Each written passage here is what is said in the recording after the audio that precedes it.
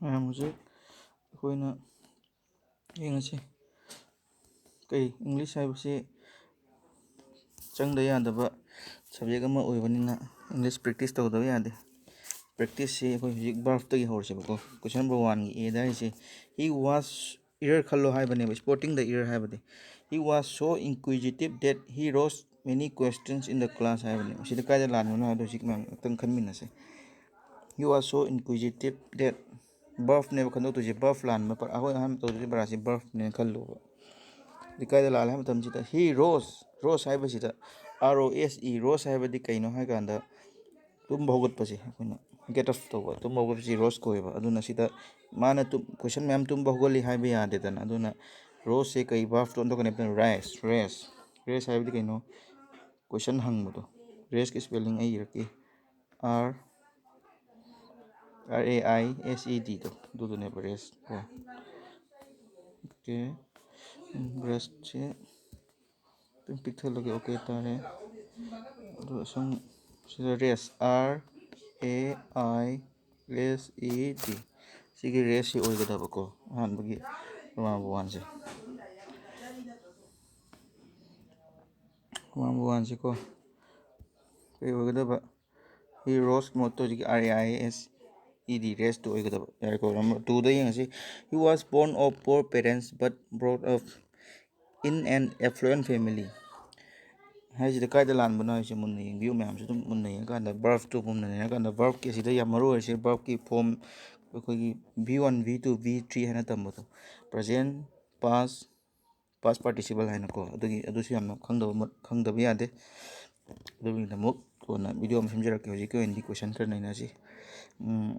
he was born of ꯄꯨꯔ parents ꯃꯍꯥꯛꯁꯦ ꯂꯥꯏꯔꯕ ꯃꯃꯥ ꯃꯄꯥꯒꯤꯗ ꯏꯃꯨꯡꯗ ꯄꯣꯛꯏ ꯍꯥꯏꯕꯅꯤ ꯕꯣꯔꯟꯁꯦ ꯁ꯭ꯄꯦꯂꯤꯡ ꯌꯦꯡꯕꯤꯌꯨꯅꯦ ꯃꯌꯥꯝ BORN ꯑꯣꯏꯒꯗꯕ ꯅꯠꯇ꯭ꯔꯣ ꯕꯣꯔꯟ ꯕꯤꯌꯔ ꯕꯣꯔꯟ ꯑꯩꯈꯣꯏ ꯕꯣꯔꯟꯗꯣꯀꯣ ꯁꯤ ꯕꯣꯔꯟꯁꯤꯅ ꯄꯨꯕ ꯀꯦꯔꯤ ꯇꯧꯕꯗꯨꯅꯦꯕ ꯑꯗꯨꯅ ꯀꯥꯏꯗ ꯂꯥꯜꯂꯦ ꯑꯗꯨꯗꯤ 2ꯒꯤꯁꯦ ꯑꯦꯗ ꯂꯥꯜꯂꯦ ꯍꯥꯏꯔꯅꯤꯀꯣ ꯑꯩ ꯑꯟꯁꯔꯗꯤ ꯈꯣꯠꯆꯔꯔꯣꯏꯒꯦ ꯔꯤꯚꯤꯖꯟ ꯇꯧꯕꯗ ꯅꯨꯡꯉꯥꯏꯇꯦꯕꯅꯤꯅꯀꯣ ꯃꯊꯪꯗ 3ꯁꯤ ꯌꯦꯡꯁꯤ the university was found in 1950 when India was not self-dependent in many aspects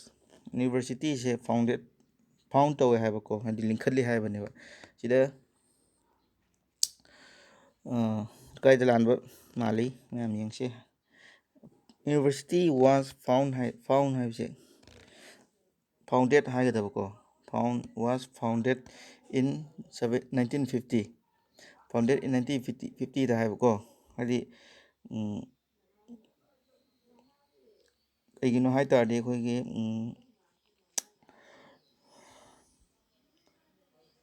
ꯄꯥꯁꯇꯅꯦꯕ ꯀꯩꯅꯣ ꯌꯨꯅꯤꯚꯔꯁꯤꯇꯤ ꯂꯤꯡꯈꯠꯈꯤꯕꯁꯤ ꯃꯃꯥꯡꯉꯩꯒꯤ ꯃꯇꯝꯗ ꯑꯗꯨ ꯃꯃꯥꯡꯉꯩ ꯃꯇꯝꯗ ꯑꯩꯈꯣꯏ ꯐꯥꯏꯟꯒꯤ V2ꯁꯦ ꯐꯥꯏꯟ ꯍꯥꯏꯕ V2ꯁꯦ ꯃꯥꯒꯤ V2ꯁꯦ ꯐꯥꯎꯟꯅꯤ ꯑꯗꯨꯒ V3ꯅ ꯃꯥꯁꯤ ꯐꯥꯎꯟꯗꯦꯠꯅꯦꯕꯀꯣ ꯐꯥꯎꯟꯗꯦꯠ ꯍꯥꯏꯕꯅꯦꯕꯀꯣ ꯑꯗꯨꯅ V3 ꯂꯥꯛꯄ ꯃꯇꯝꯁꯤꯗ ꯐꯥꯎꯟꯁꯦ ꯂꯥꯜꯂꯦ ꯑꯗꯨꯅ ꯀꯔꯤ ꯍꯥꯏꯅ ꯁꯤꯖꯤꯟꯅꯒꯅꯦꯕ ꯐꯥꯎꯟꯗꯦꯠ ꯍꯥꯏꯒꯗꯕꯀꯣ ꯑꯗꯨꯅ ꯅꯝꯕꯔ 3ꯁꯦ ꯀꯥꯏꯗ ꯂꯥꯜꯂꯦꯕ Bꯗ ꯂꯥꯜꯂꯦ ꯗ ꯌꯨꯅꯤꯚꯔꯁꯤꯇꯤ ꯋꯥꯁ ꯐꯥꯎꯟꯗꯦꯠ ꯏꯟ 1950 ꯍꯥꯏꯒꯗꯕꯅꯦꯕ ꯀꯣ ꯌꯥꯔꯦ ꯃꯊꯪꯗ ꯑꯃꯨꯛ ꯅꯝꯕꯔ 4ꯗ ꯌꯦꯡꯉꯁꯤ ꯅꯝꯕਰ 4ꯗ I complain against him as in spite of my repeated warnings as he failed to mend his ways ꯁꯤ ꯁꯦꯟꯇꯦꯟꯁꯁꯤda ꯍꯦꯛ ꯌꯦꯡꯕ ꯑꯗꯨꯝ ꯉꯥꯛꯇꯪ ꯂꯩꯔ ꯈꯟꯕ ꯉꯝꯃꯅꯤ ꯇꯣꯏꯅ ꯄꯥꯔꯀꯥꯟꯗ ꯑꯩꯈꯣꯏ ꯍꯥꯏꯕ ꯉꯝꯃꯛꯀꯅꯦꯕꯀꯣ ꯀꯝꯄ꯭ꯂꯦꯟ ꯍꯥꯏꯁꯦ ꯁꯤꯗ ꯇꯤ ꯇꯞꯄꯝꯃꯕ ꯃꯥꯗꯤ ꯀꯩꯅꯣ ꯃꯇꯝꯗ ꯅꯥꯎꯟꯅꯦꯕ ꯀꯝꯄ꯭ꯂꯦꯟ ꯍꯥꯏꯕꯁꯤ COMPLAINT ꯀꯝꯄ꯭ꯂꯦꯟ ꯍꯥꯏꯕ ꯄꯣꯠꯁꯛꯁꯤ ꯀꯩꯅꯦꯕ ꯅꯥꯎꯟꯅꯦꯕ ꯍꯥꯏꯔꯤꯕ ꯅꯥꯎꯟꯁꯤꯒꯤ ꯚꯔꯕꯅ ꯀꯩꯅꯣ ꯃꯇꯝꯗ ꯀꯝꯄ꯭ꯂꯦꯟ ꯃꯥꯏ ꯚꯔꯕꯇ ꯏꯔꯛꯀꯦ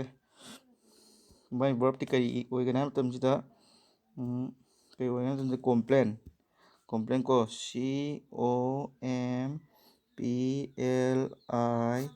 COMPLAINED ꯀꯣꯝꯄ꯭ꯂꯦꯟ ꯑꯣꯏꯒꯅꯦꯕꯀꯣ ꯒ꯭ꯌꯥꯟ ꯇꯥꯔꯦꯀꯣ ꯃꯥꯏ ꯚꯔꯕꯇꯤ ꯀꯩ ꯑꯣꯏꯗꯣꯏꯕ ꯀꯣꯝꯄ꯭ꯂꯦꯟ ꯆꯠꯂꯒꯦꯀꯣ ꯁꯤ ꯂꯩꯔꯦ ꯑꯗꯨꯅ ꯁꯤꯗ ꯂꯥꯜꯂꯦꯀꯣ ꯑꯗꯨꯗꯤ ꯀꯥꯏꯗ ꯂꯥꯜꯂꯦ ꯑꯦꯗ ꯂꯥꯜꯂꯦ ꯒ꯭ꯌꯥꯟ ꯇꯥꯔꯅꯤꯀꯣ 5ꯀꯤ ꯀꯥꯏꯗ ꯂꯥꯜꯂꯦꯕ 5ꯂ 4ꯒꯤ ꯀꯥꯏꯗ ꯂꯥꯜꯂꯦ ꯑꯦꯗ ꯂꯥꯜꯂꯦ ꯃꯊꯪꯗ ꯅꯝꯕꯔ 5ꯇ ꯐꯦꯂꯔ ꯃꯁ not have permanent effect on a person because only the turf survives asida adum practice tawrga khangani lanbasi kaidana aduna ngapeng khanjiko 5 ki se a se failure must have permanent effect on a person because only turf survives sida I ure kada b da lale b permanent effect hai base noun ni if ani le ko amna I har kiyo effect hai ba mako effect sina noun effect in ho basina kai na ba noun aduga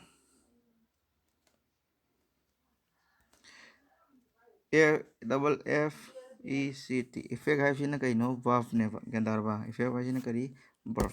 aduna sida khoina sentence sida sina dui sida kai na ba noun sina ga dab ne ba